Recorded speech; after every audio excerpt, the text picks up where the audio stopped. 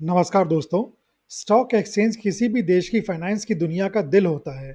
यहाँ शेयर और बॉन्ड जैसी चीज़ों की खरीद फरोख्त होती है। कंपनियों को जब पैसे की ज़रूरत होती है और लोग अपना पैसा बढ़ाना चाहते हैं, तो ये जगह दोनों को जोड़ती है। कभी ट्रेडिंग फ्लोर की हलचल, तो कभी स्क्रीन पर टिकर की रफ्तार, सब मिलकर देश की इकोनॉमी को आगे बढ़ाते हैं। इस वीडियो में हम चलेंगे एक मज़ेदार सफ़र पर, भारत के स्टॉक एक्सचेंजों की कहानी, जहां शुरुआत हुई थी बरगद के पेड़ के नीचे और अब हम पहुंच गए हैं ब्लॉकचेन और ग्लोबल ट्रेडिंग तक। चलिए देखते हैं इंडिया के कैपिटल मार्केट का ये दिलचस्प सफ़र। हम शुरुआत करेंगे स्टॉक एक्सचेंज के इंट्रोडक्शन से, जहां जानेंगे इसके ज़रूरी पहलू और सेबी द्वारा मान्यता प्राप्त एक्टिव और इनएक्टिव एक्सचेंजों के बारे में। इसके बाद हम चलेंगे एक सफ़र पर, जहां देखेंगे भारतीय स्टॉक एक्सचेंजों के 7 फेसेस, 7 चरण, जो करीब 200 साल में फैले हुए हैं। और आखिर में मैं शेयर करूंगा अपने कुछ विचार इस शानदार सफर पर, जो हमें भारत के स्टॉक एक्सचेंज की दुनिया से जोड़ता है। स्टॉक एक्सचेंज एक रेगुलेटेड मार्केट प्लेस होता है, जहां खरीदार और विक्रेता एक साथ आते हैं ताकि वे शेयर, बॉन्ड और डेरिवेटिव्स या ईटीएफ जैसे फाइनेंशियल इंस्ट्रूमेंट्स की ट्रेडिंग कर सकें। इसे एक ऐसा ऑर्गेनाइज प्लेटफॉर्म समझिए जो निवेश करने वाले और पूंजी जुटाने वालों को जोड़ता है। स्टॉक एक्सचेंज के 8 प्रमुख पहलू होते हैं। सेंट्रलाइज्ड मार्केट प्लेस यानी एक केंद्रीकृत ट्रेडिंग प्लेटफॉर्म, लिक्विडिटी यानी आसानी से खरीद बिक्री, प्राइस डिस्कवरी यानी सही कीमत तय करने की प्रक्रिया, कैपिटल फॉर्मेशन यानी कंपनियों को फंड जुटाने में मदद, ट्रांसपेरेंसी यानी खुलापन और जानकारी की उपलब्धता, रेगुलेशन यानी नियमों और निगरानी की व्यवस्था, एफिशिएंसी यानी तेज और सही ट्रेडिंग प्रोसेस, और इकोनॉमिक इंडिकेटर यानी देश की आर्थिक हालात का संकेतक। वॉरेन बफेट ने एक फेमस कोट है जो हिंदी में कुछ इस तरीके का है: आज जो कोई छांव में बैठा है वो इसलिए क्योंकि किसी ने सालों पहले एक पेड़ लगाया था। यह बात भारतीय स्टॉक एक्सचेंज पर भी बिल्कुल सटीक बैठती है। फिलहाल भारत में 8 एक्टिव स्टॉक एक्सचेंज हैं। ज़्यादातर इक्विटी और डेरिवेटिव्स की ट्रेडिंग बीएसई और एनएसई पर होती है। वहीं एमएसई भी धीरे धीरे अपनी जगह बनाने की कोशिश कर रहा है। एमसीएक्स, एनसीडीईएक्स और आईसीईएक्स कमोडिटी डेरिवेटिव्स को संभालते हैं, और इंडिया आईएनएक्स और एनएससी आईएफएससी इंटरनेशनल ट्रेडिंग के लिए यूज होते हैं। पिछले 10-15 सालों में 21 रीजनल एक्सचेंज बंद हो चुके हैं। सेबी द्वारा लगाए गए सख्त नियमों, जैसे न्यूनतम नेटवर्थ और ट्रेडिंग टर्नओवर की अनिवार्यता की वजह से ये एक्सचेंज डी रिकग्नाइज हो गए हैं। ये 21 एक्सचेंज की लिस्ट ये रही आपके सामने। बढ़ते हैं आगे स्टॉक एक्सचेंज के सफ़र की तरफ। तो भारतीय स्टॉक एक्सचेंजों का ये सफ़र 7 फेजेस में बटा हुआ है। इसकी शुरुआत हुई 18वीं सदी में, जिसे कहा जाता है शुरुआती दौर यानी कि दी अर्ली डेज। इसके बाद आया दूसरा चरण, फॉर्मल एक्सचेंजों की शुरुआत, the birth of formal exchanges, जो 19वीं सदी के आखिरी हिस्से और अर्ली 20th सेंचुरी में हुआ।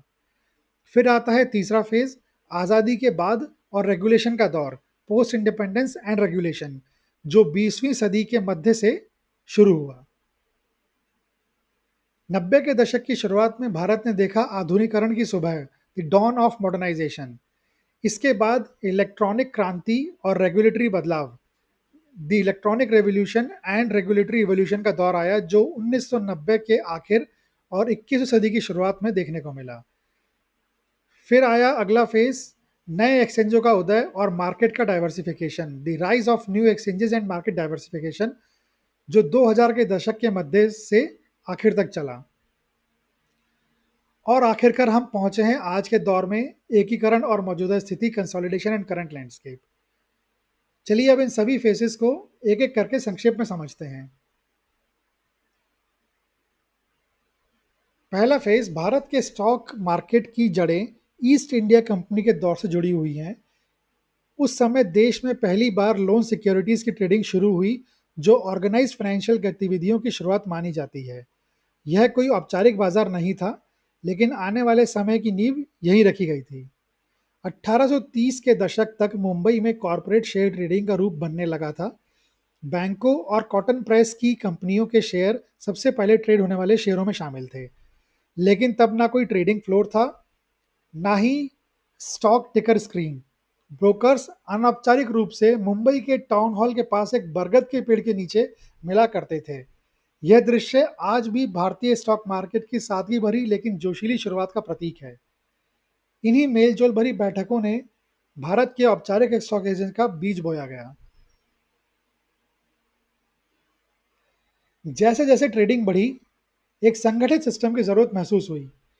इसी जरूरत ने जन्म दिया native share and stock brokers association को, जो 1875 में बना और यही बाद में बना Bombay stock exchange BSE, Bharat का पहला औपचारिक स्टॉक एक्सचेंज। प्रेमचंद रायचंद जैसे अग्रदूतों ने ट्रेडिंग को एक दिशा देने में अहम भूमिका निभाई। उन्होंने ऐसे नियम और सिस्टम बनाए जिनसे बाजार में अनुशासन और पारदर्शिता आई। हालांकि उस वक्त भी ट्रेडिंग फ्लोर पर ही होती थी और ओपन आउटकर सिस्टम के जरिए, जहां ब्रोकर अपनी बोली और ऑफर जोर जोर से चिल्लाकर बताते थे। लेकिन अनौपचारिक बैठकों से एक मान्यता प्राप्त एक्सचेंज तक का यह बदलाव बहुत बड़ा मोड़ था। इसी दौर में भारत के दूसरे शहरों में भी रीजनल एक्सचेंज बनने लगे, जैसे कि अहमदाबाद में 1894, कोलकाता में 1908 और थोड़े समय बाद मद्रास में भी। हर एक्सचेंज अपने अपने रीजन की प्रमुख इंडस्ट्रीज जैसे टेक्सटाइल, जूट और शिपिंग को सर्व कर रहा था। भारत की आज़ादी के बाद के साथ ही एक मजबूत रेगुलेटरी सिस्टम की जरूरत महसूस हुई। सिक्योरिटीज कॉन्ट्रैक्ट रेगुलेशन एक्ट 1956 ने स्वतंत्र भारत में स्टॉक एक्सचेंजों के संचालन के लिए पहली बार कानूनी ढांचा प्रदान किया। इस एक्ट के तहत ट्रेडिंग प्रैक्टिस को रेगुलेट किया गया और एक्सचेंज को एक नए व तय सिस्टम के अंदर लाया गया।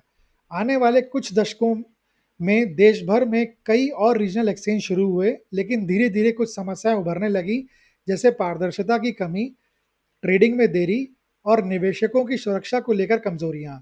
इन चुनौतियों ने साफ कर दिया कि अब समय है रिफॉर्म और मॉडर्नाइजेशन का। असल बदलाव की शुरुआत हुई 1990 के दशक में, जब 1992 में नेशनल स्टॉक एक्सचेंज यानी कि एनएससी की स्थापना हुई। इसका मकसद था पारदर्शिता, दक्षता और पूरे देश में पूंजी बाजार तक पहुंच सुनिश्चित करना, और ये वास्तव में एक गेम चेंजर साबित हुआ। पारंपरिक ट्रेडिंग फ्लोर के बजाय एनएससी ने स्क्रीन आधारित इलेक्ट्रॉनिक ट्रेडिंग शुरू करी, जिससे ट्रेडिंग के लिए भौतिक मौजूदगी की जरूरत खत्म हो गई और लेन देन तेज, सुरक्षित और भरोसेमंद हो गए। एनएससी ने 1994 में अपने ऑपरेशन शुरू किए, लेकिन होलसेल डेट मार्केट से और फिर इक्विटी सेक्शन से। इस बदलाव ने बाजार की पहुंच को आम जनता तक पहुंचा दिया और भारत में ट्रेडिंग की नई मिसाल कायम की। एनएससी की सफलता को देखते हुए बीएसई ने भी अपना इलेक्ट्रॉनिक ट्रेडिंग प्लेटफॉर्म लॉन्च किया, जिसे बोल्ट सिस्टम यानी कि बीएसई ऑनलाइन ट्रेडिंग कहा जाता है, जिससे ट्रेडिंग डिजिटल ट्रेडिंग का नया युग शुरू हुआ। इसी समय सेबी यानी securities and exchange board of India भूमिका काफी मजबूत हुई, जो निवेशकों की सुरक्षा और वित्तीय बाजार की साख बनाए रखने के लिए बनी थी। सेबी ने कई सुधार लागू किए, जैसे कड़े लिस्टिंग के नियम और बढ़ी हुई सूचना प्रकट करने की जिम्मेदारी। एक बड़ा बदलाव था एक्सचेंजों का डीम्यूचुअलाइजेशन यानी स्वामित्व और प्रबंधन को अलग करना, ताकि हितों के टकराव को खत्म किया जा सके और बेहतर गवर्नेंस सुनिश्चित हो। इस दौर में डेरिवेटिव ट्रेडिंग भी शुरू हुई, जिससे फ्यूचर्स और ऑप्शन जैसे नए वित्तीय उपकरण आए, जो निवेशकों को जोखिम से बचाव और बेहतर अनुमान लगाने का मौका देते हैं। जैसे जैसे वित्तीय व्यवस्था विकसित हुई, नए तरह के एक्सचेंजों की भी सामने आए। एमसीएक्स और एनसीडीईएक्स ने सोना, कच्चा तेल और कृषि उत्पादकों जैसे कमोडिटी ट्रेडिंग के लिए प्लेटफॉर्म मुहैया कराया, जिससे किसान, उत्पादक और निवेशक कीमत के जोखिम को बेहतर तरीके से मैनेज कर सकें। इसके बाद एमएससी की शुरुआत हुई, जिसने इक्विटी और मुद्रा ट्रेडिंग तक पहुंच को और व्यापक बनाया। और एक और बड़ा कदम था इंडिया आईएनएक्स और एनएससी आईएफएससी का गिफ्ट सिटी में लॉन्च, जो एक अंतरराष्ट्रीय वित्तीय सेवा केंद्र यानी आईएफएससी है। इनका मकसद था वैश्विक निवेशकों को आकर्षित करना और भारत के पूंजी मार्केट को दुनिया के साथ जोड़ना। और आखिर में नए एक्सचेंजों के उदय के बावजूद कई पुराने क्षेत्रीय एक्सचेंज आधुनिक नियमों और तकनीक मानकों के साथ कदम नहीं मिला सके। ट्रेडिंग वॉल्यूम में गिरावट और बढ़ती कंप्लायंस ज़रूरतों के कारण कई एक्सचेंजों को सेबी द्वारा डी रिकॉग्नाइज कर दिया गया। आज भारत के स्टॉक मार्केट में मुख्य रूप से बीएसई और एनएसई का दबदबा है, जो देश की ज़्यादातर ट्रेडिंग गतिविधियों को नियंत्रित करते हैं। भारत के स्टॉक मार्केट ने मार्केट कैपिटलाइजेशन, निवेशकों की भागीदारी और तकनीकी नवाचारों में जबरदस्त वृद्धि देखी है। मोबाइल ट्रेडिंग ऐप से लेकर एआई आधारित निगरानी सिस्टम तक एक्सचेंज लगातार विकसित हो रहे हैं ताकि बढ़ती हुई और गतिशील निवेश समुदाय की ज़रूरतों को पूरा किया जा सके। और अंत में, बरगद के पेड़ के नीचे अनौपचारिक ट्रेडिंग से लेकर आज एक ग्लोबल वित्तीय हब में हाई फ्रीक्वेंसी ट्रेडिंग तक, भारतीय स्टॉक एक्सचेंजों की यात्रा वाकई में अद्भुत रही है। हर चरण, औपनिवेशिक दौर से लेकर उदारीकरण के बाद के बदलाव तक, ने मिलकर एक ऐसा बाजार ढांचा बनाया है जो अब दुनिया के सबसे उन्नत बाजारों में से एक है। भारत के पूंजी बाजार का भविष्य उभरती तकनीकों, बढ़ती रिटेल इन्वेस्टर्स की भागीदारी और पारदर्शिता तथा नियमन पर निरंतर ध्यान में से आकर लिया जाएगा।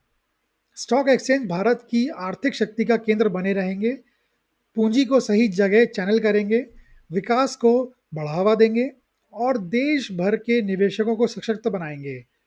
भारतीय स्टॉक एक्सचेंज की कहानी दृढ़ता, नवाचार और उद्यमिता का की भावना का जीता जागता उदाहरण है। इस वीडियो में बस इतना ही। उम्मीद है कि आपको इस वीडियो में कुछ नया सीखने को मिला होगा। वीडियो देखने के लिए धन्यवाद। कृपया लाइक, कमेंट, शेयर और सब्सक्राइब करना ना भूलें। Good bye.